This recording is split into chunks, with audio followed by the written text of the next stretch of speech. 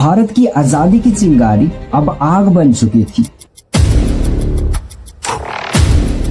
लेकिन इसमें शामिल मास्टरमाइंड कोई और था जो जलियांवाला बाग हत्याकांड का प्लानिंग और अनुमति दिया था। 2 गोलियां चली और माइकल ए डायर साहब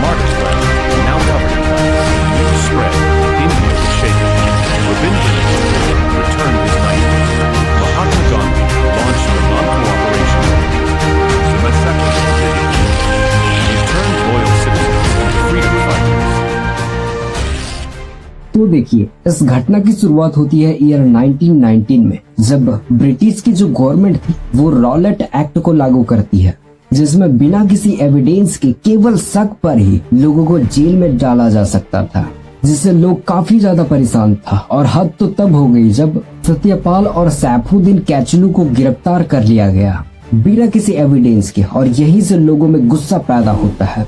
और तब आती है 13 अप्रैल 1990। बैसाखी का दिन था, यानी सिख धर्म का खुशियों का त्योहार।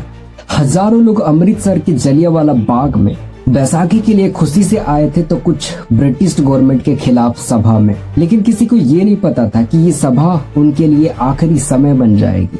शाम के करीब 5 बजे ब्रिगेडियर जनरल रेजिनाल्ड डायर ने 90 सोल्जर्स के साथ जलियांवाला बाग में पहुंचा और बिना किसी चेतावनी के फायर का आदेश दे दिया, और बस शुरू हो गई अंधाधुंध गोलियां।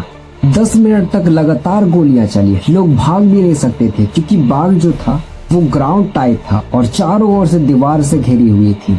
बाग में आने जाने के लिए एक मेन गेट थी और वहीं से फायर किया जा रहा था। कुछ लोग जान बचाने के चक्कर में कुएं में कूद गए, लेकिन बचने का कोई साधन ही नहीं था।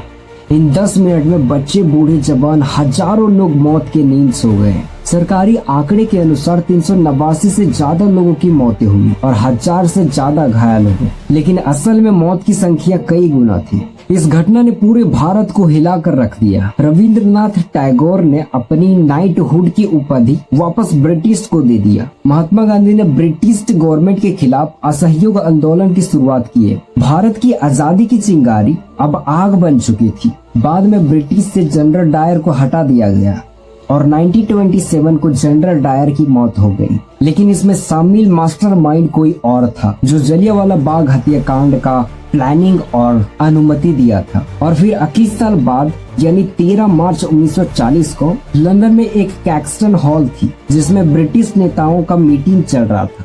माइकल ओ डायर भाषण दे रहे थे और उधम सिंह वहीं पे दर्शक बन के बैठे थे, जेब में एक रिवॉल्वर लिए हुए। जैसे ही मौका मिला